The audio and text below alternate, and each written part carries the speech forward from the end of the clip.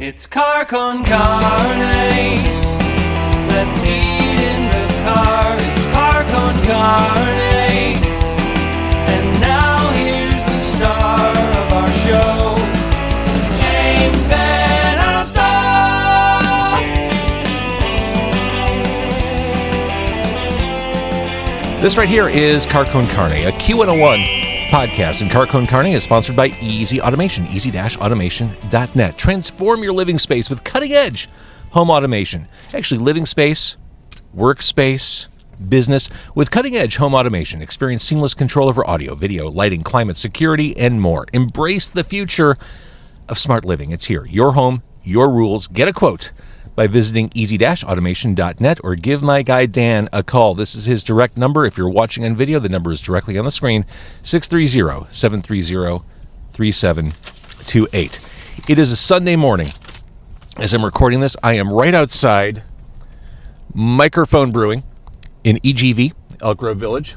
And to my right, if you're watching, even if you're listening, it's also true. To my right, it is Mike Pallen. He is the owner, head person, impresario, person who is, he's the Mike. He's the titular Mike of Mikerphone Brewing. Nice to see you. Great to see you again, too. So we're here on a Sunday morning, like I said. One thing I've noticed, I think for craft breweries, events are important to the life of a brewery. I mean, you build community with the beer and the regulars, but events are a big deal, and like knowing which events to put on. I mean, when we started, all we had to do was put up new beer out and people came. But then after, COVID changed, a lot of things changed. So we had to start figuring out ways to get people in creatively and do events like bingo and trivia, and then get creative out of the box and do events like we're doing today, the Burger Throwdown. Yeah, so the Burger Throwdown, and not to rub it in for people who are just watching or listening, but there's a Burger Throwdown happening. It's starting shortly after we're done talking, which is awesome. But looking ahead, because, people will be watching or listening to this after the fact, looking ahead, tell me about Smells Like a Beer Fest. Yeah, we've been very fortunate to team up with the Village of Elk Grove and the Mayor Johnson here to put on a charity event, which we were doing every year until COVID happened. COVID kind of derailed the plans with the 2020 event, which was going to be our biggest event ever, and it was actually going to be outside of the grounds here. It was going to be at the Rotary Green area.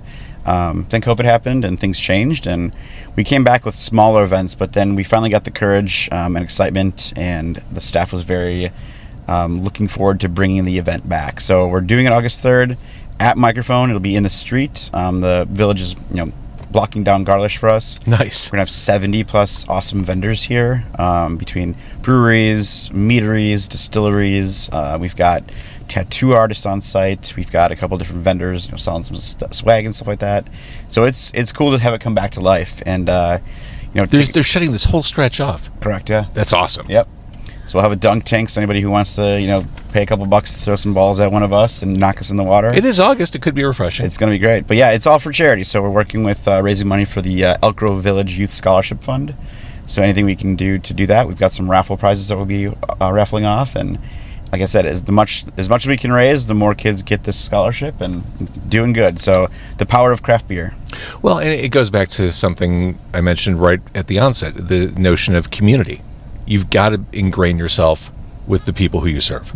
Yeah, I mean, obviously we're the only brewery in Elk Grove, but we wanted to make sure that they knew that we want to be, brothers in arms with them in any way that we can help out. And so year one, we did a charity event with them and raised money for the VFW to get the elevator put in their building.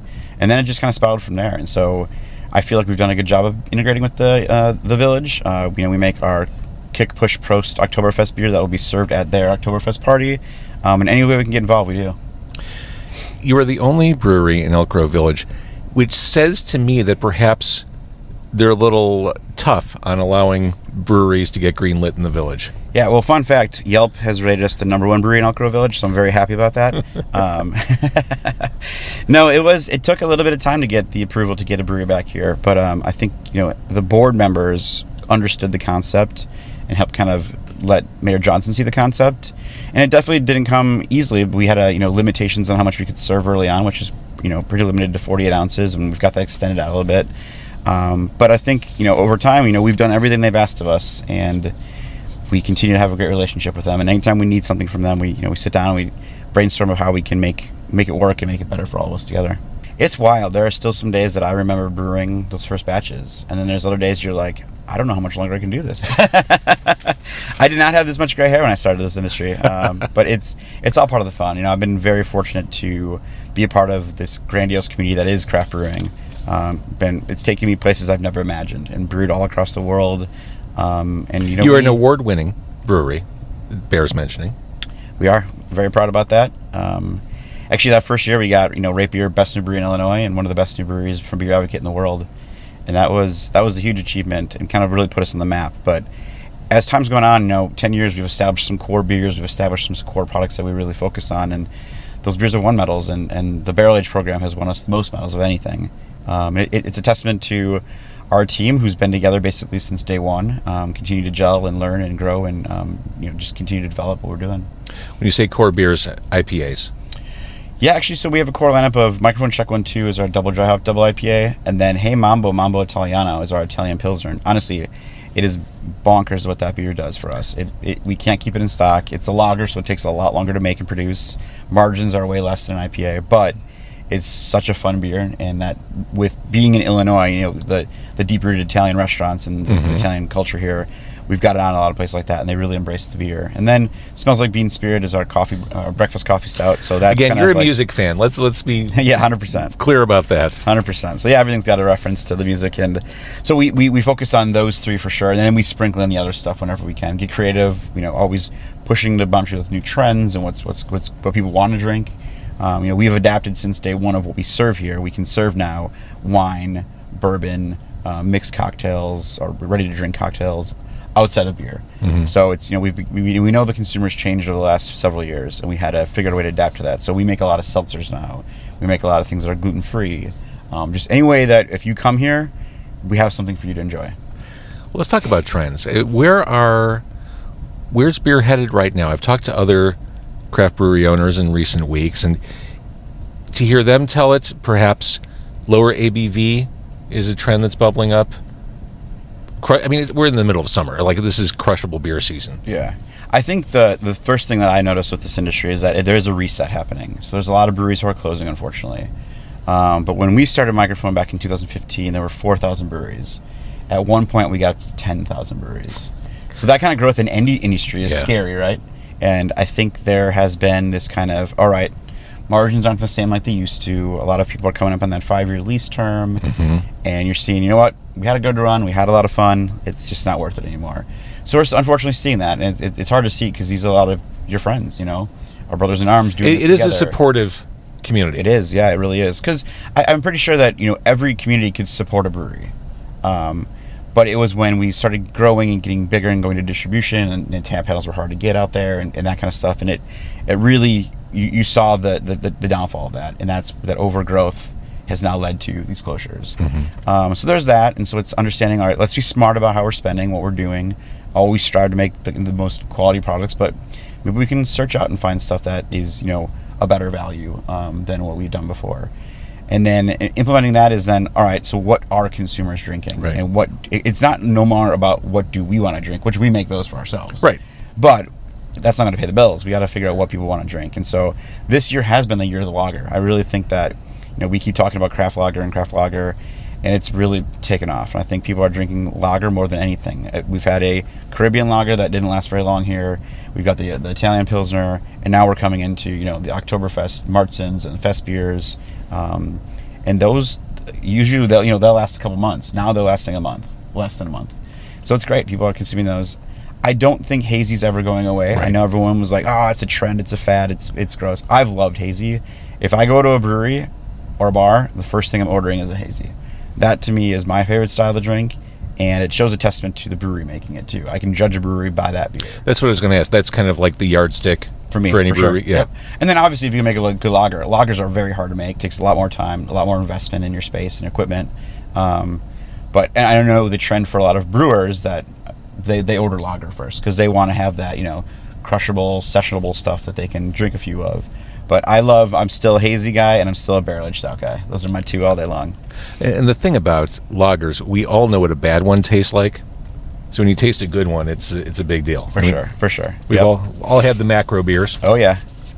Okay, so going back to Smells Like a Beer Fest, you're doing special beer for that event? Yeah, we have got, so that's kind of our release of the barrel-aged Imperial Smells Like Bean Spirit. So we only do that once a year.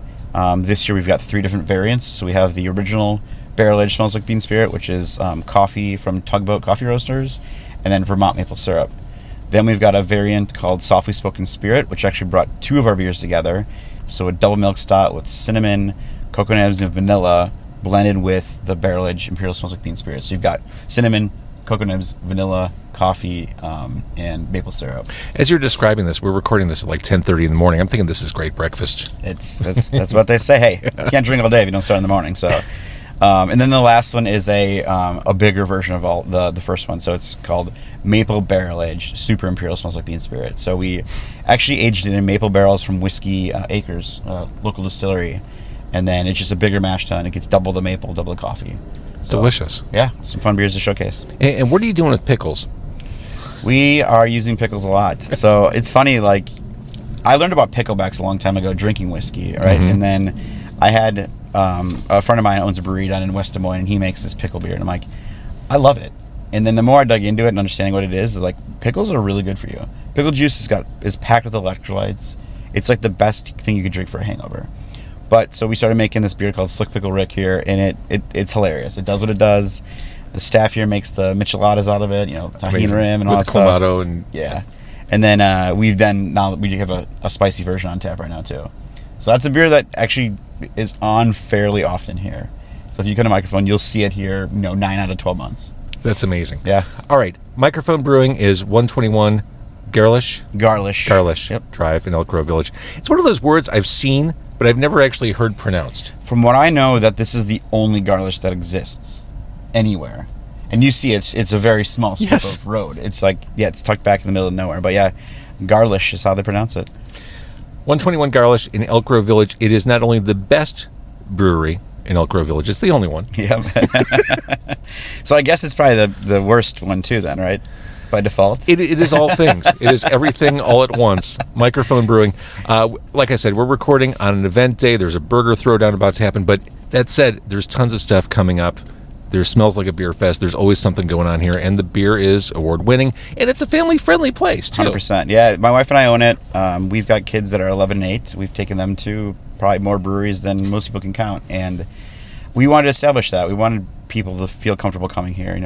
It's not a bar. It's more of a community place to come and hang out. And so, we're dog friendly. We've got the big patio now. We've got stuff for kids to do. I need to take my dog here. I've got a cute little dog who'd love to hang out outside. We got the dog bowls, and we got some fresh water for the dogs, and yeah, it's good. So we got the pinball machines for the kids, the shuffleboard for the kids. For anybody. Yeah. I'm a kid at heart, so yeah. But we keep them entertained, and we've got non-alcoholic slushies for the kids and food and stuff like that. So we know that the core demographic has kids. Yeah. We don't want to turn them away. And so I know that we're bumps of a some certain people out. age at this point. Yeah. It bumps some people out, but we have signs everywhere that says you are responsible for taking care of your kids. If you're not doing that, we will tell you to leave. And so we are very cognizant of kids can be a nuisance at times if they're not taken care of. And so this is not a daycare. Don't drop your kids off and let them run around. If they're obedient and sit in their chair and do their thing, totally fine to be here. Yeah. But give them your phone. Let them have some screen time while mom and dad talk. 100%. Yeah. All right. Mike, thank you for doing this. Always a pleasure to see you. I'm going to hang out for a while because we've got this event going on. Yeah, is it super stoked that you're a judge? So I'm a judge for the Burger Throwdown with Dane Placco from Fox 32. Yep, and then we got Mike Zoller from Porch Drinking as well. Hell yeah, that's a motley crew. It's awesome. Yeah, you pulled together people from all over the.